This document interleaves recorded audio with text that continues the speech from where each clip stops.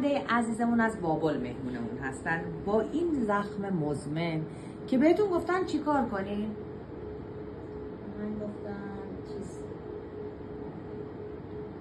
جراحی، نه لیزر نه جراحی، هیچ کاری چیزی از لیزر که گذشته، تزریقم که گذشته.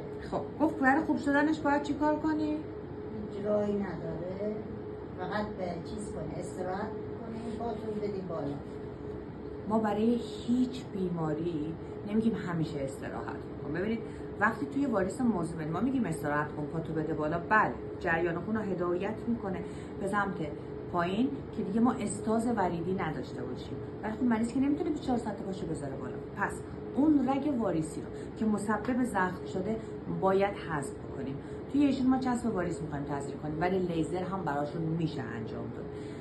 بعد از اینکه این رگ مزمن وریدی رو خوب کردیم، گردش خون به حالت طبیعیش برمیگرده، زخم پاشون هم خوب میشه.